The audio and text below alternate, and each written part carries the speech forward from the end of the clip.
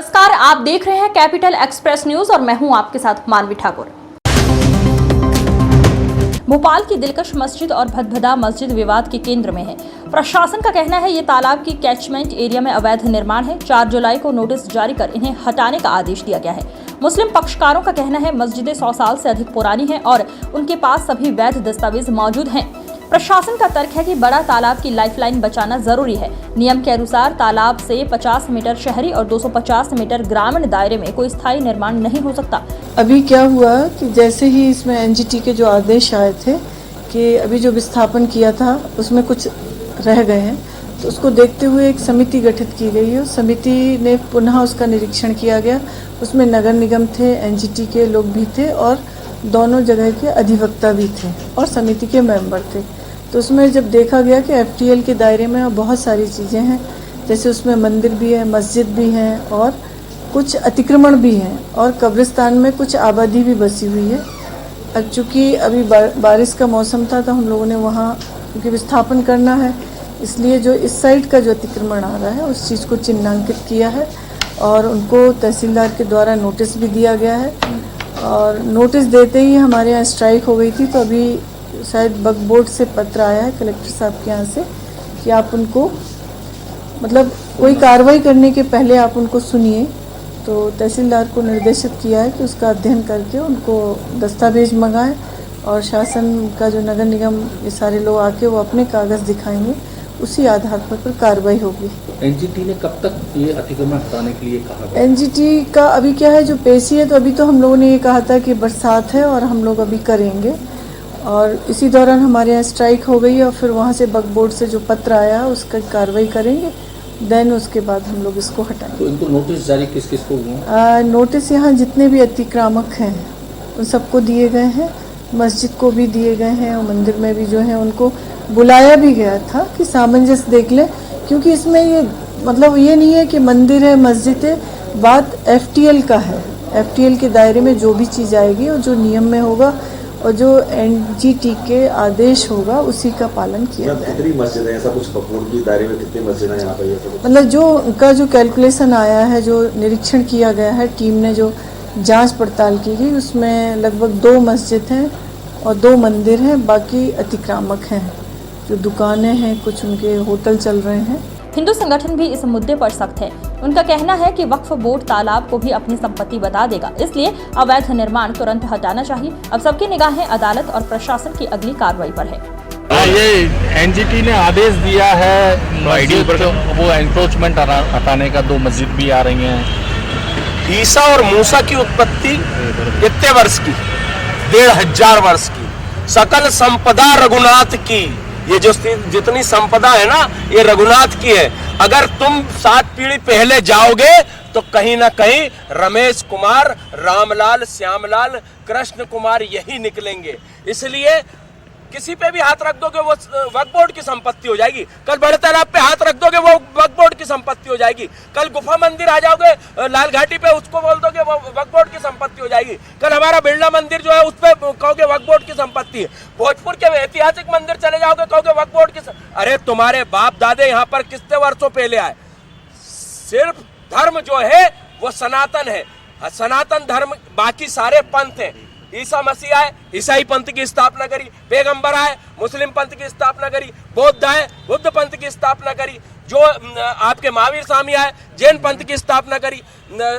हमारे गुरु नानक देव आए, सिख पंथ की स्थापना करी। बाकी सारे पंथ हैं, केवल धर्म सनातन है। इसलिए अपने दावों को छोड़कर धरातल पर बात करो।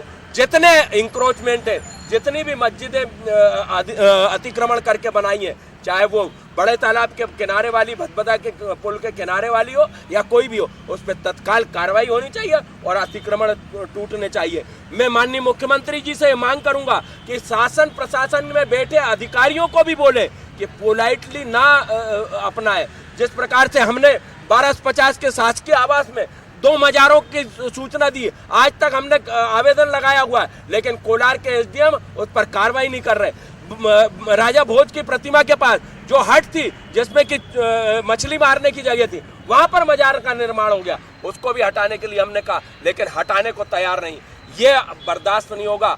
शासन में बैठे अधिकारियों को बात करके और इन अतिक्रमणों को हटाना पड़ेगा। अब जो एनजीटी का आदेश है और उसमें मुस्लिम संगठन कह रहे हैं कि हम मरते दम कोर्ट पर इसकी जाएंगे। लड़ाई करेंगे और कोर्ट जाएंगे। संवैधानिक तरीके कोर्ट जाए, कोर्ट बिल्कुल जाइए, लेकिन कुछ शब्द मुझे सुनने में आए कि आर पार की लड़ाई होगी, ईंट से ईंट बजा दी जाएगी। तो क्या भोपाल की फिजा खराब करने का सारी जिम्मेदारी इन मुस्लिम लोगों ने ले रखी है?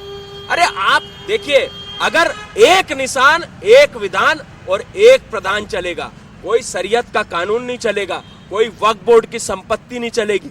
जो संवैधानिक है उस संविधान पे बात करो। अगर शरीयत के कानून की बात करते हो तो फिर शरीयत के कानून के अनुसार चोरी करोगे तो हाथ कटेगा।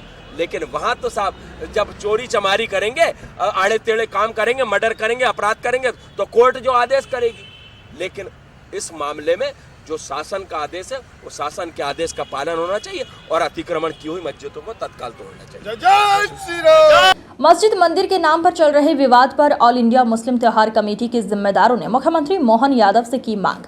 अविलंब करे हस्तक्षेप। मध्य प्रदेश शांति का टापू है, गंगा जमुनी तहजीब का शहर है। हमारे शहर की प्रदेश की तहजीब को खंडित होने से बचाएं।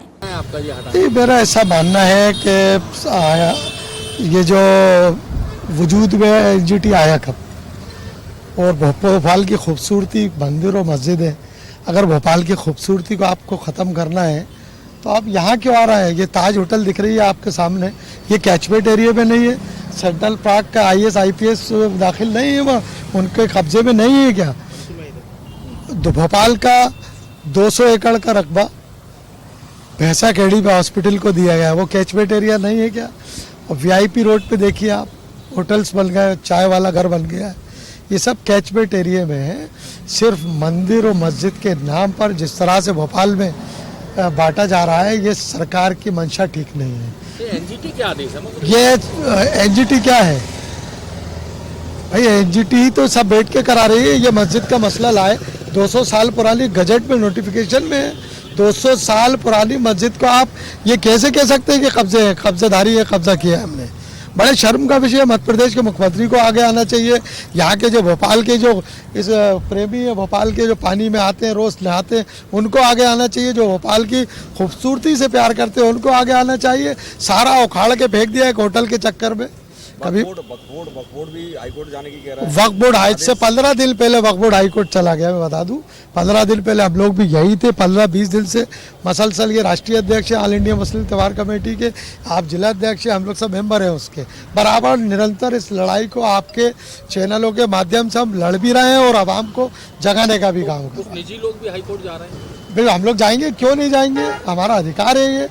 हम अपने भोपाल में किसी को हमारी गंगा जमुनी तहजीब को खंडित करने नहीं देंगे, चाहे उसके लिए हाई कोर्ट, सुप्रीम कोर्ट, चाहे उसके लिए हमें